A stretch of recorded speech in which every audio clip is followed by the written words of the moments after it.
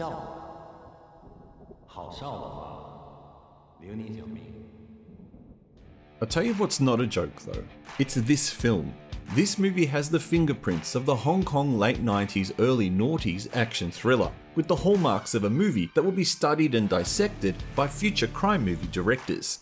It's rare that a Chinese-Hong Kong co-production turns out an action thriller that's actually exciting and fun to watch. But writer-director Ho Leung Lau, the man who's written movies such as the acclaimed Two Thumbs Up, WOOOO The Young Generation, 3 and Kung Fu Jungle, knows a thing or two about action movies, and he's thrown everything down on the table. Helped by two leading actors in Daniel Wu and Wang Qianyuan. You might remember him from the 800. This movie starts with a bang and ends with an even bigger one, and the filling in between is just as exciting. Hi, I'm the Artie Dance from Asian Film Fans, and welcome to this review of the Chinese-Hong Kong action thriller, Caught in Time.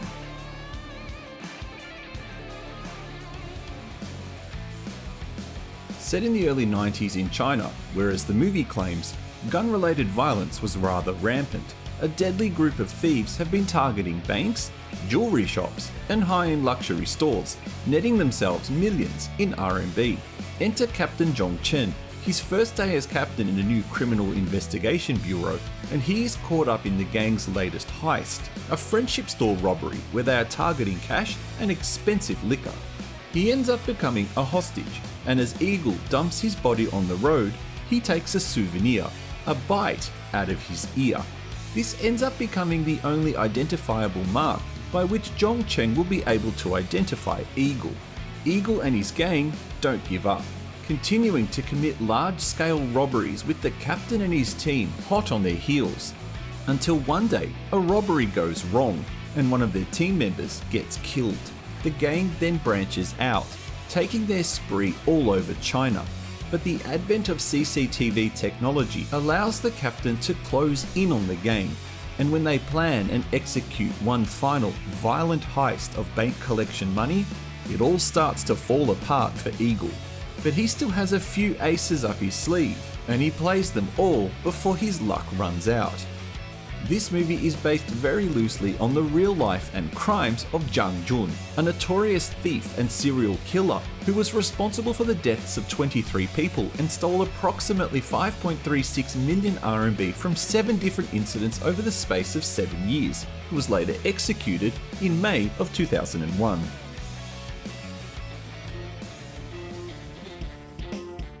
I'm not saying this is in the same league as some of the best Hong Kong action thrillers of the last 20 or so years, but it's definitely the best mainland Chinese action thriller in a long time.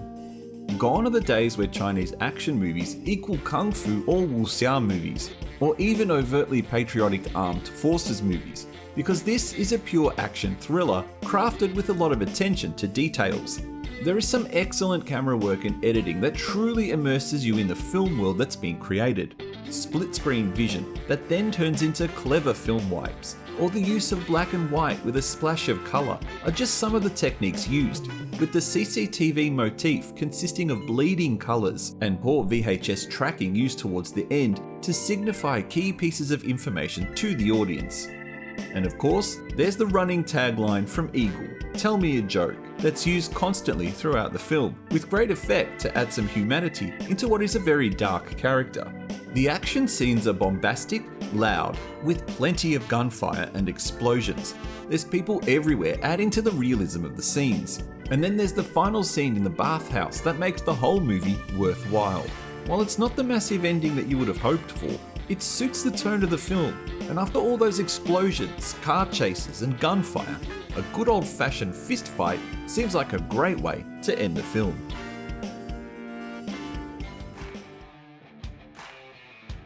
You can have all the action and set pieces in the world, but if the performances of the main cast is lackluster, then it means nothing. That's not the case here though. Daniel Wu is simply brilliant in the role of Eagle.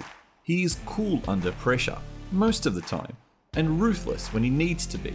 Then shows a softer side to his lover, played by Monster Run's Jessie Lee, who's also in the upcoming The Yin Yang Master, and his mother, played by a recognisable veteran Hong Kong actress, He Ching Po. Wang Qianyuan always plays a good cop. From The Guilty Ones to Lobster Cop, he's usually perfect when cast as a police officer, and it's no different here, with his gruff tone and cool demeanour hiding a caring side, seen only briefly in 2 scenes, where he's giving a pep talk to the crew after the death of a team member, and when he's chiding the police officer played by Michelle Y, who is completely unrecognisable in this movie, as seems to be the norm with her in most films she's in, for not wearing a bulletproof vest and carrying a gun while she was rescuing a young girl from harm's way. A big compliment needs to go to the camera and effects crew. They follow the action without fault, with many longer than usual takes in the movie where the cameraman never gets in the way, including a very clever scene involving some well-disguised CGI, where Michelle Y's character throws herself out the window, landing on a police car to catch one of Eagle's crew members. There's only a very brief shot where the CGI takes over and it looks a little soft, but the rest of it is damn impressive. There's also this very impressive shot, where the director has framed a large clock both above and below Eagle at the bookends of the scene. It's clever, and for most people it'll go unnoticed, but if you watch this a second time, look out for these and similar scenes. Well, this is a mainland Chinese movie, so there's bound to be some restrictions on what can and can't be shown.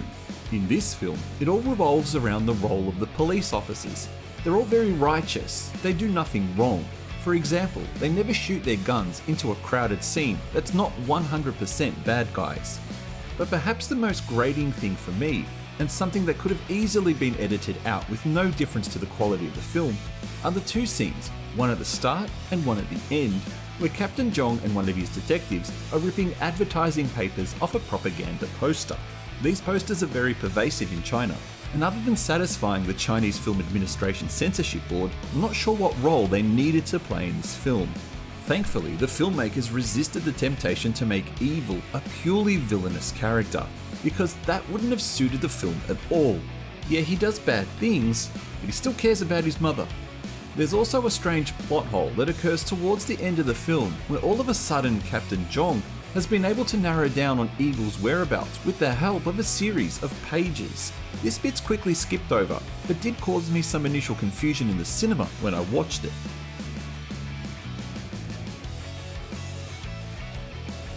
I can't wait to watch this movie again, and strangely the movie has performed that well in China that a sequel has been announced, starring both Daniel Wu and Wang.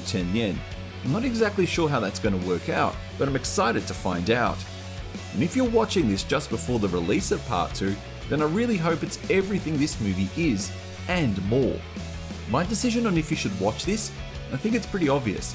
I enjoy it so much, I'm going to give it 2 thumbs up. If you love Asian action thrillers, you're crazy not to watch this. If you've seen it, what did you think? Thank you for watching this review. Please don't forget to press the like button and consider subscribing to support my channel.